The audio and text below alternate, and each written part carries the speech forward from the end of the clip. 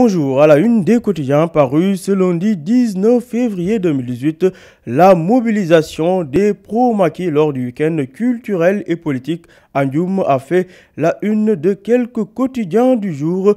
Commençons par Vox Populi qui nous apprend à sa une que le DG du COUD, Cheikh Oumarane Farbangom et Youssou N'Dour ont explosé le Nord et positionnent le président Macky Sall pour 2019. De son côté, Youssou N'Dour a fait un show tout politique dans la commune de Ndioum, renseigne Vox Populi.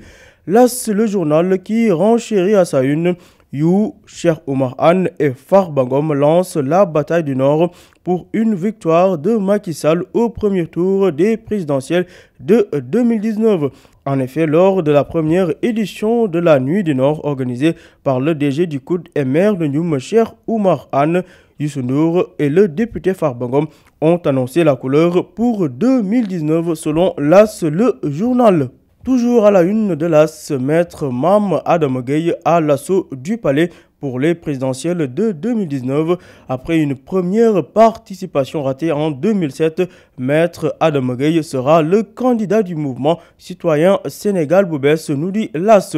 Le journal Les Échos évoque également la Nuit du Nord à Ndioum, week-end culturel et politique marqué par une bouderie de la première dame et des ministres à l'endroit de Cheikh Oumarane, le DG du COUD. Nos confrères des Échos parlent d'un fiasco total du symposium. Les jeunes de la localité auraient profité de l'événement pour cracher leur venin sur le maire de Ndioum et DG du COUD, Cheikh Oumarane.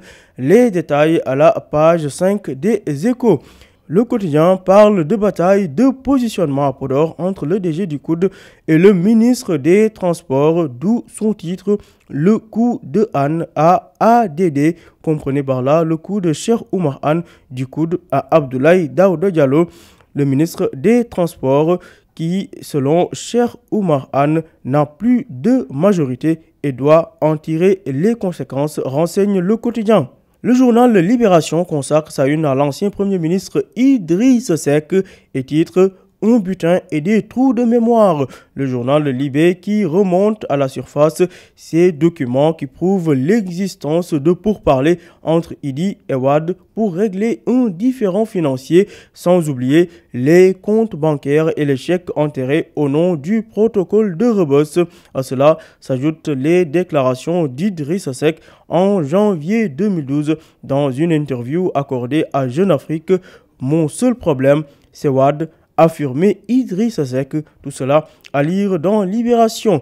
Le quotidien Les Échos revient sur la guéguerre entre responsables libéraux.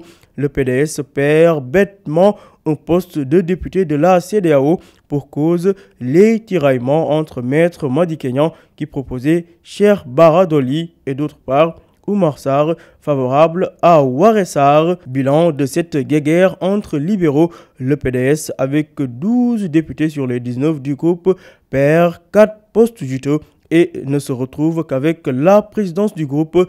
Les détails à la page 5 des Échos.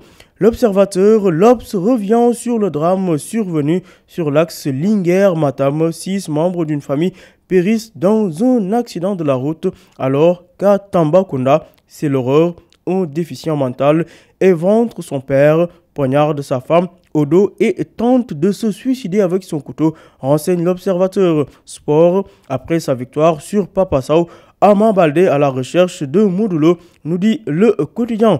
Justement dans l'Obs, Ama Baldé se dit prêt pour affronter Modou, ce qui pousse le journal Libération à se demander si le combat Ama Baldé-Modou ne pourrait-il pas inaugurer le futur arène nationale. Mondial 2018 en perspective, l'attaque des Lions du Sénégal se porte bien avec un trident de feu, Sadio Mané, Keita Baldé et Diafra Sakho. Résultat, Liverpool veut blinder Sadio Mané avec un nouveau contrat, nous apprend Stade, le quotidien sportif.